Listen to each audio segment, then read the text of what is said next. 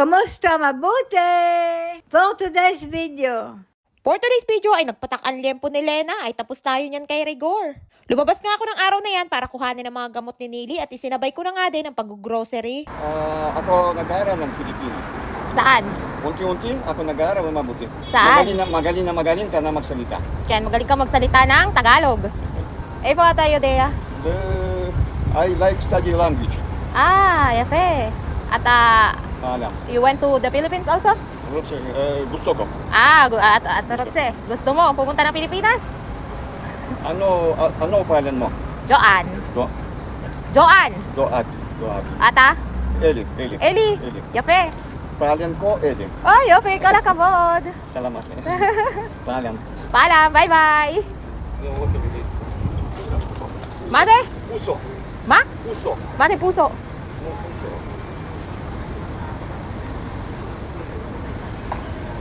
Puso.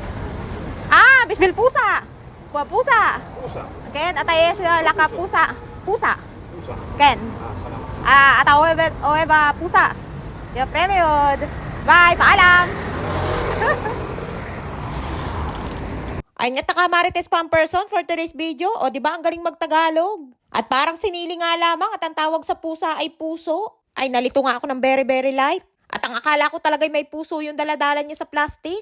Andinin na nga ako sa may ration store at bibili ako ng manok ni Lola at gagawin kong chicken soup. Bumili nga lamang ako ng isang quarter leg at sasabawan ko at lalagyan ng maraming gulay. At para sa akin naman pang ulam, may bumili ako ng 2 haba ng liempo at gagawin ko yung adobo. Naalala ko nga din na paubos na ang aking cheese kaya naman 2 agad ang aking kinuha. Sa dinami-dami nga dito ng iba't ibang klase ng cheese ay yan lamang ang tangi kong paborito. Para siyang kalasa ng Eden cheese. Nasa kalahating kilo nga 1 peraso niyan at kumpara sa ibang cheese ay mas mura yan. At pagkatapos ko nga mamili dyan ay diretso naman ako sa butika para kumuha ng mga gamot ni Nili. Ubus na nga yung isang klase ng gamot ni Nili na kanyang iniinom. At pagising ko pa nga lamang nung umaga ay bungad na sa akin na wala na daw siyang gamot. At hapon na nga din ako lumabas dyan at hinintay ko muna na ma-deliver yung commode chair ni Lola bago ako umalis. At pag lumalabas nga ako dito ay tamang pambahay lamang ang aking suot. At lahat naman ng aking mga pinupuntahan dito ay nilalakad ko lamang. At sa tinagal-tagal ko na nga dito sa Israel at halos magwa8 taon na din ay dyan lamang lagi ang aking puntahan. Kung ano nga yung mga nakikita nyo sa video na aking pinupuntahan dito sa aking trabaho, ay yun lamang din ang aking nararating dito. Pero kami naman mga caregivers dito sa Israel ay meron 2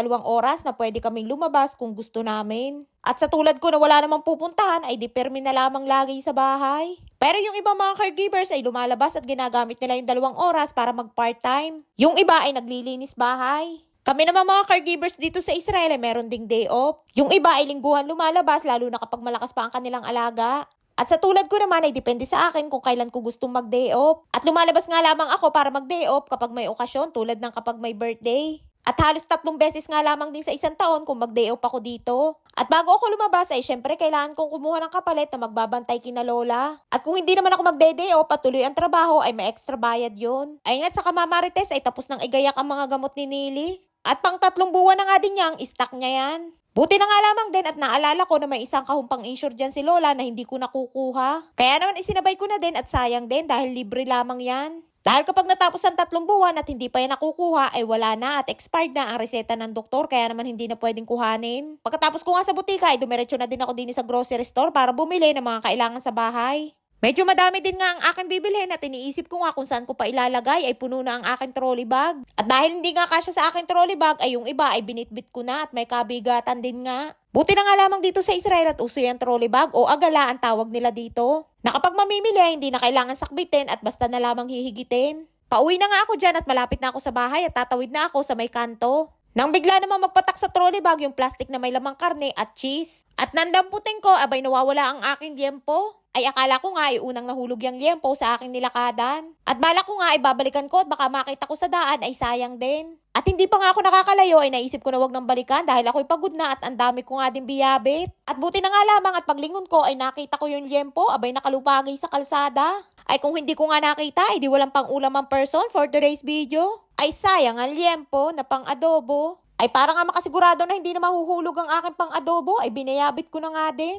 Ay di lalo nang dumami at bumigat ang aking bitbitin. Ay tunay na masakit na nga dyan ang aking bisig sa dami ng nakapulupot. At pagdating ko nga ng bahay ay dinig ko na agad si Nili at panay ang banggit ng aking pangalan. At ayan nga tuwang-tuwa na makita ako at ang tanong agad ay kung nakuha ko daw yung kanyang mga gamot. Ay nga't panay pa ang uyat galing sa kwarto ni Lola at tinanong ko kung ano ang kanyang kinakain. Ay kinain niya daw yung biskwit ni Lola.